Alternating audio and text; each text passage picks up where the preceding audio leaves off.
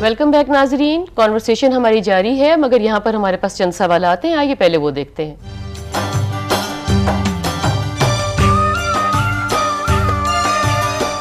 میرا آپ سے سوال یہ ہے کہ خواتین کے لمبے ناخنوں اور نیل پالش کے بارے میں اسلام کیا کہتا ہے؟ میرا آپ سے یہ سوال ہے کیا خواتین عید کی نماز پڑھ سکتی ہیں یا نہیں؟ جی ناظرین، سوال آپ نے دیکھے۔ طالب صاحب، پہلا سوال ہے کہ کیا لمبے ناخن رکھنے کی دین میں اجازت ہے، اور پھر نیل پالش لگا لیں تو اس سے کیا نماز ہو جاتی ہے؟ دیکھیں جی، لمبے ناخن رکھنے کی تو دین میں اجازت نہیں ہے۔ نبی صلی اللہ علیہ وسلم نے 5 چیزوں کو کہا کہ یہ مکروہ ہے، اس کو اختیار کریں گے اور اس کو بطور سنت کے جاری کیا۔ ان میں سے مردوں کے لیے اور عورتوں کے لیے تو ناخن کاٹنا ہے کہ ناخن کاٹے جائیں گے اور ناخن لمبے نہیں کیے جائیں گے، اور پھر بالوں کی صفائی کا مسئلہ ہے، مردوں کے لیے مونچھیں پست رکھنے کا مسئلہ ہے۔ تو اس طرح یہ چیزیں جو ہیں یہ نبی صلی اللہ علیہ وسلم باقاعدہ اس کو بیان کیا کہ یہ فطرت میں سے ہیں اور ان کو ان کے خلاف نہیں کیا جائے گا۔ اور حضور نے یہ بھی بتایا کہ بھئی اگر ناخن بڑے ہوئے ہوں یا بال بڑے ہوئے ہوں تو اس میں نماز قبول ہونے میں کمی آ جاتی ہے اور اس میں اجر میں کمی آ جاتی ہے، گندگی کی فیلنگ بھی ہوتی ہے، گندگی کی فیلنگ بھی ہوتی ہے۔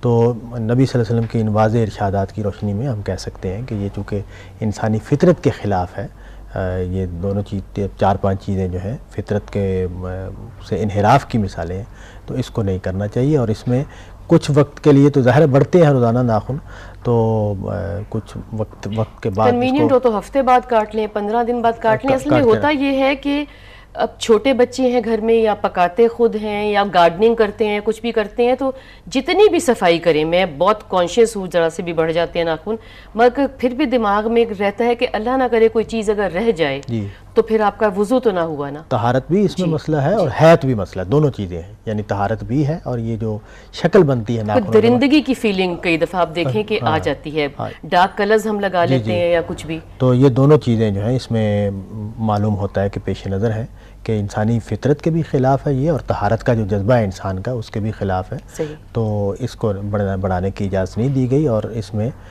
معلوم ہوتا ہے کہ یہ بندگی کے بھی خلاف ہے، احتیاط کرنی چاہیے، ناخن کو ایک پیریڈ کے بعد کاٹتے رہنا چاہیے۔ تو یہ پوچھا گیا کہ بتائیں جو نیل پالش ہم یہ لگاتے ہیں، آیا اس سے وضو ہوتا ہے اور نماز ہوتی ہے؟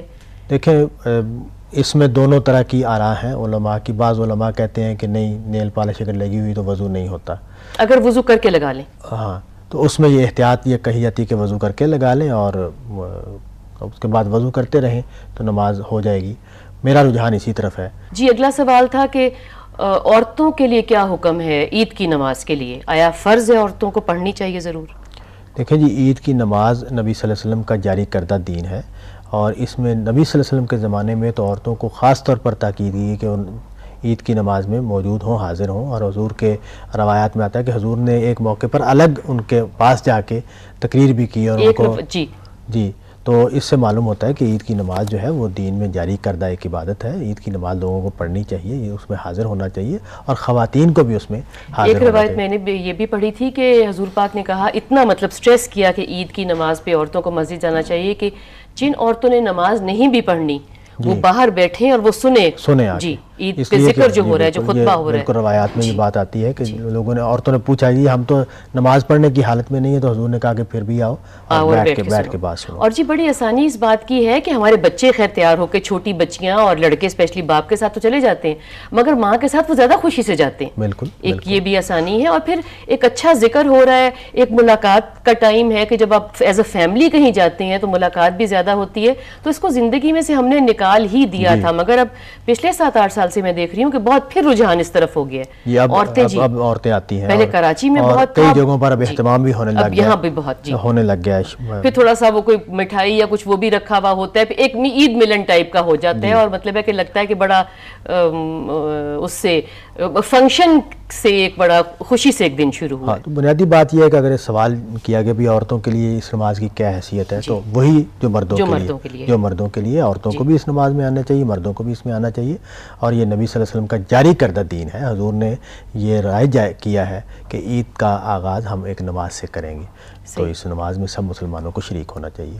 اس میں عورتیں بھی مخاطب ہیں، مرد بھی مخاطب ہیں۔ جی طالب صاحب، ہمارے پروگرام کا وقت یہاں پر ختم ہوا چاہتا ہے۔ جی ناظرین، آج ہم نے لیلۃ القدر کے حوالے سے ذکر کیا اور ایک سگنیفیکنٹلی بہت بات پہ ہم نے سٹریس کرنے کی کوشش کی ہے کہ 27ویں کا دن ہم نے رائج کیا ہے۔ ہم نے سب طاق راتوں میں لیلۃ القدر ڈھونڈنی ہے اور 27ویں میں کنکلوڈ نہیں کرنا کہ 29ویں کی رات بھی ہمارے پاس ایک موجود ہے۔ اس کے ساتھ ہی ہمارے پروگرام کا وقت اب ختم ہوا چاہتا ہے۔ کل ملیں گے انشاءاللہ۔ اللہ حافظ۔ اللہ حافظ۔